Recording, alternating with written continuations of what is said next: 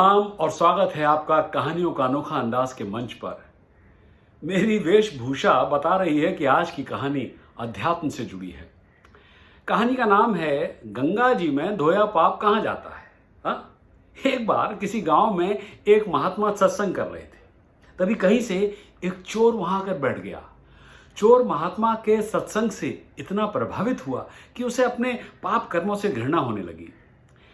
सत्संग समाप्त होने के बाद चोर महात्मा के पास गया और अपने पापों का प्रायश्चित करने का उपाय पूछने लगा। महात्मा जी ने कहा, गंगा में जाकर स्नान करो, तुम्हारे सभी पाप धुल जाएंगे। वो चोर तो गंगा स्नान के लिए चला गया, लेकिन वहां बैठे लोगों में से एक युवक खड़ा हुआ और बोला, महात्मा जी, आप कहते हैं कि गंगा स्नान से पाप धुल जाते हैं, तो इसका मतलब यह हुआ कि पाप गंगा जी में समा गए। इसका मतलब यह हुआ कि गंगा जी मैली हो गई और वो पापी हो गई।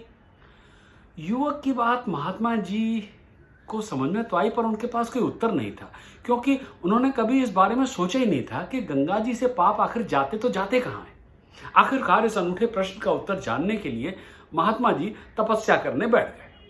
कई दिनों की तपस्या के बाद महात्मा जी पर जब देवता प्रसन्न हुए तो प्रकट होकर बोले कि भाई वर मांगो, क्या वरदान चाहिए। महात्मा जी ने कहा, भगवान, मुझे अपने एक प्रश्न का उत्तर चाहिए कि गंगा में धोया गया पाप कहाँ जाता है। देवता भी अपने में मगन थे, उन्हें भी पता नहीं था कि गंगा में धोया पाप कहाँ जाता है। अतः देवता बोले, चलो गंगा जी से चलकर पूछ लेते हैं, और दोनों गंगा जी के पास पहुंचे।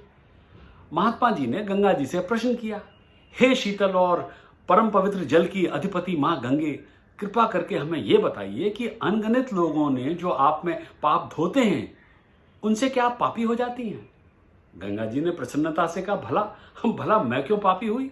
मैं तो अपना सारा जल पापों सहित समुद्र को समर्पित कर देती हूं। उसके बाद उन पापों का समुद्र देवता क्या करते हैं, ये तो उन्हीं से पूछो।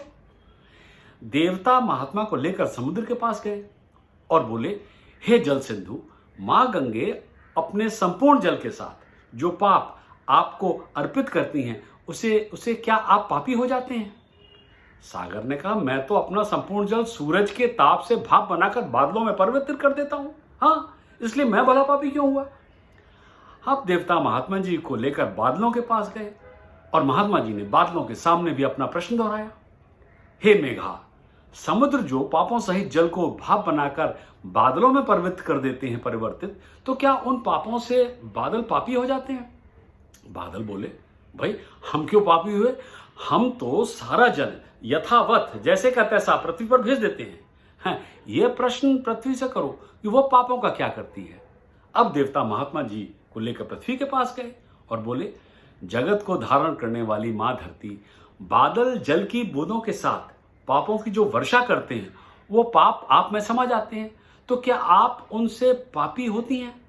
पृथ्वी बोली, भला मैं क्यों पापी हुई, मैं उन पापों को मिट्टी के माध्यम से अन्न में भेज देती हूं। अब ये बात तो आप अन्न से पूछो कि वह उन पापों का क्या करता है। अब दोनों अन्न देवता के पास गए और बोले, हे अन्न देवता, पृथ्वी सारे पाप आपको भेजती है, तो क्या आप पापी हुए। अन्न देवता बोले, मैं क्यों पापी हुआ, जो मनुष्य मुझे जिस मनस्थिति और मनोवृत्ति से उगाता है या प्राप्त करता है, जिस मनस्थिति और वृत्ति से बनाया और खिलाया जाता है, उसी मनस्थिति और वृत्ति के अनुरूप मैं पापों को उन मनुष्यों तक पहुंचा देता हूं, जिसके बाद खाकर उन मनुष्यों की बुद्धि भी वैसी ही पापी हो जाती है, जो उनसे उनके कर्म को का फल देने वाले कार्य करवाती है। हाँ, कहानी खत्म। हाँ, खत्म। देखें क्या सीखा हमने इस आध्यात्मिक कहानी से, यही कि जैसा खाओगे अन्न वैसा होगा मन। ये कहानी कितनी सच है, ये महत्वपूर्ण नहीं है, बल्कि कहानी ने एक बड़े महत्वपूर्ण सत्य को उजागर किया है। पाप कर्मों को गंगा जी में धोने का मतलब है मन को पाप कर्मों से मुक्त करना। यदि मन में पाप और अपवित्रता है, तो गंगा जी में धोया हुआ पाप अन्न के माध्यम से फिर से हमें ही मिलने वाला है, क्योंकि अन्न को जिस मनोवृत्ति से कमाया और बनाया जाता है, उससे वैसे ही संस्कार बनते हैं। अगली बार फिर सुनेंगे ऐसी ही कोई अनोखी कहानी जो देगी हमें कोई अनमोल सीख। सब्सक्राइब कीजिए और देखते रहिए कहानियों का अनोखा अंदाज।